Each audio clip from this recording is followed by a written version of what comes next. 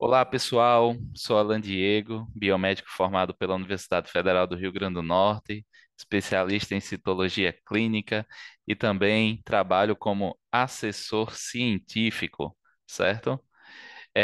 Eu gostaria, pessoal, de compartilhar, né, conversar um pouco com vocês sobre as regras de Westgard, certo? Eu fiz um outro vídeo falando sobre o gráfico de Lever-Janes, que você pode utilizar na sua rotina laboratorial, certo? Eu fiz esse outro vídeo. E agora a gente vai ver no gráfico de Lever-Janes, certo? A aplicação das regras de Westgard, tá? Anteriormente, a gente viu que o gráfico, ele basicamente, você tem o valor da média e você tem o valor dos desvios padrão, tá bom? E que quando a gente utiliza a regra, certo? A regra única, tá? O critério de regra única, a gente diz se está fora dos dois desvios padrão ou fora do três, a depender de qual regra você escolhe, a corrida não é aceitável, tá? Ela deve estar dentro.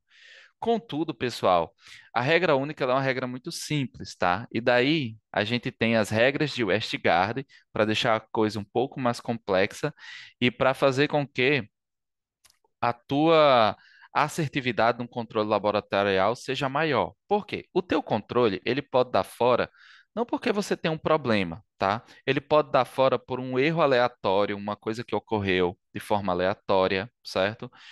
E quando você repete, ele dá dentro. Então, as regras, elas estão aí para facilitar você, certo? A definir os seus critérios, né?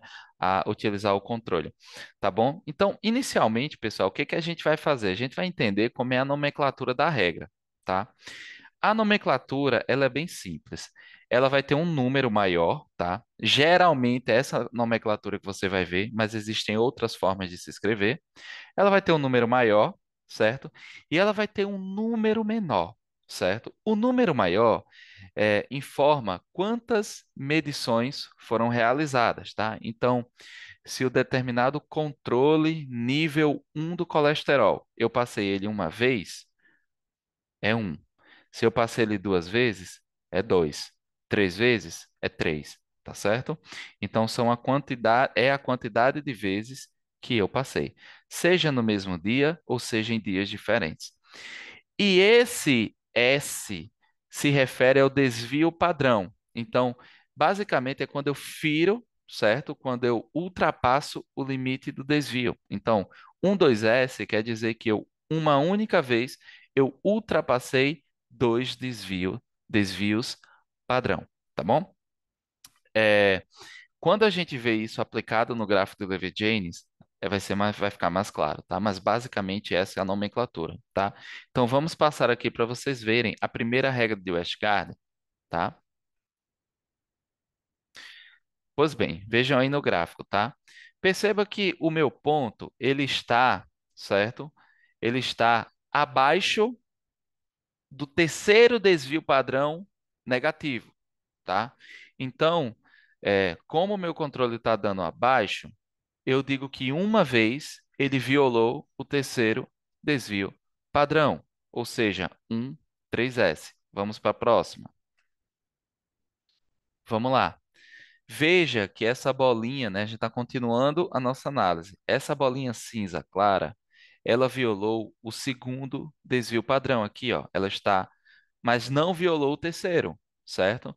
Então, eu digo que ela uma vez violou dois desvios, tá bom? Então, ela ultrapassou. Então, é uma única vez dois S, dois desvios. Vamos para a próxima. Veja bem, pessoal. Eu passei o meu controle aqui, mais ou menos aqui no dia 2. Eu repeti ele no dia 3, tá? Considerando dias. E os dois resultados ultrapassaram o segundo desvio. Então, eu digo que a regra 2 s foi violada.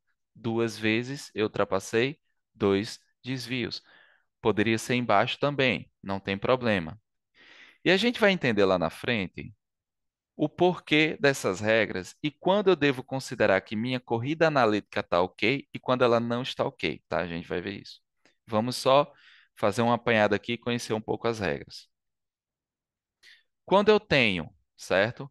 Um resultado que de um lado, tá? Considere a média uma reta. de um lado do meu gráfico, no caso ele está mostrando do lado negativo, tá? Da parte de baixo. Eu tenho, eu firo a regra 2S, ou seja, eu firo dois desvios padrões, tá vendo aqui? Desvios padrão. E lá em cima eu feri dois desvios. Eu feri dois embaixo, eu feri dois em cima, tá? Então eu tenho uma regra também. Eu estou ali infringindo, né? A regra R4S, tá? R4S. Dois embaixo, dois em cima, ou também poderia ser dois em cima e dois embaixo. Não tem problema nenhum, tá? Vamos para a próxima. Olha essa aqui que interessante. Eu passei o meu controle quatro vezes, certo? E nas quatro vezes o meu controle ficou abaixo ou acima de um desvio, ou seja, ele feriu um desvio. Então eu violei a regra 41S. Quatro vezes eu violei um desvio.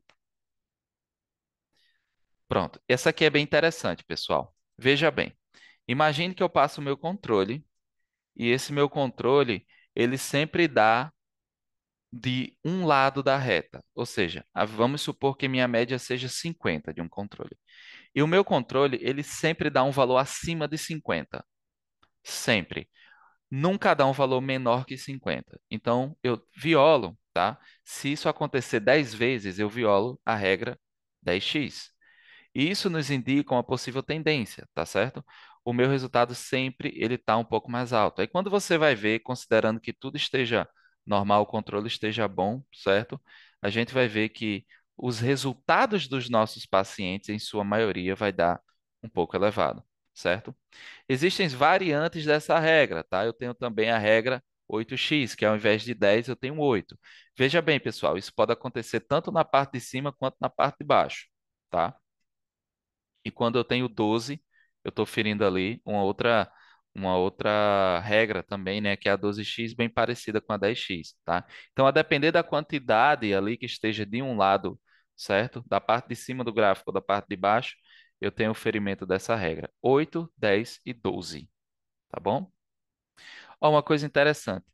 Essa aqui é uma regra chamada, tá?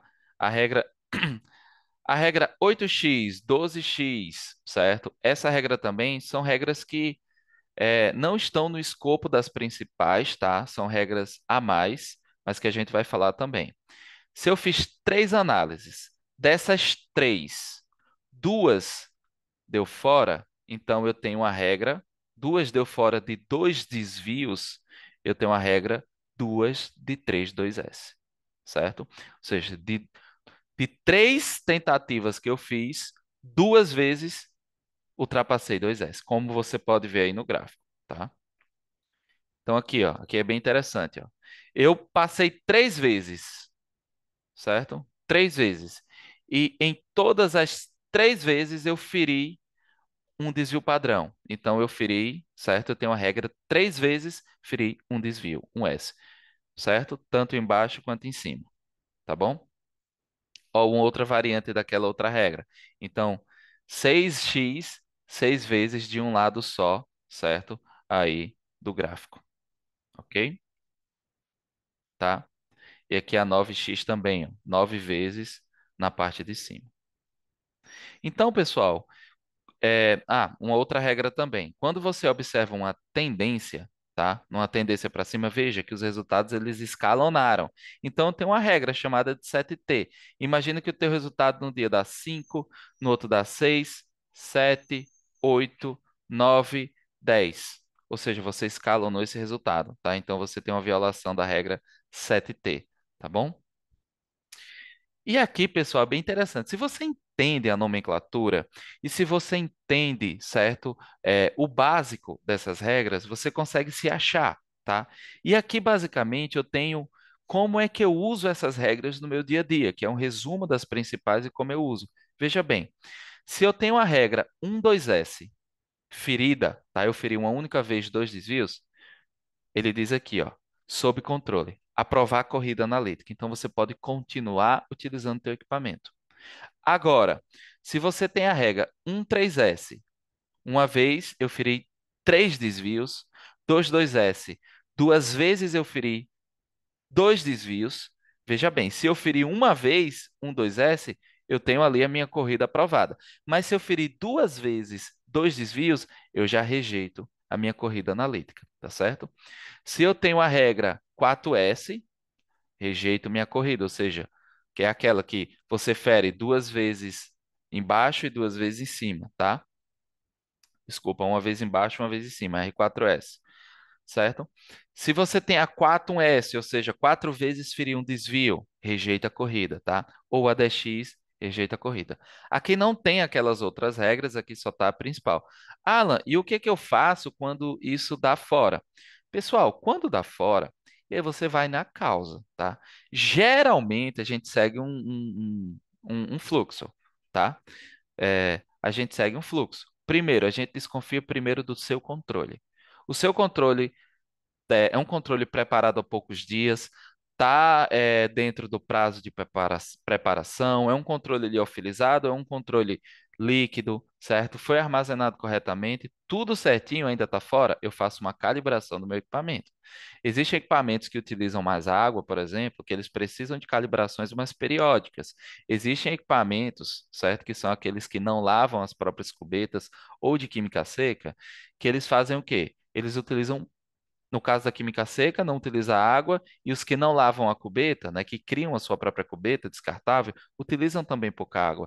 Eles tendem a ter calibrações mais estáveis, então eu vou lá e calibro e repete o controle para ver se deu certo. Não deu certo, então a gente vai buscar uma outra causa que pode ser pré-analítica, pode ser uma causa técnica no seu equipamento, tá bom? Então, o interessante também é que essas regras elas conseguem direcionar para possíveis problemas.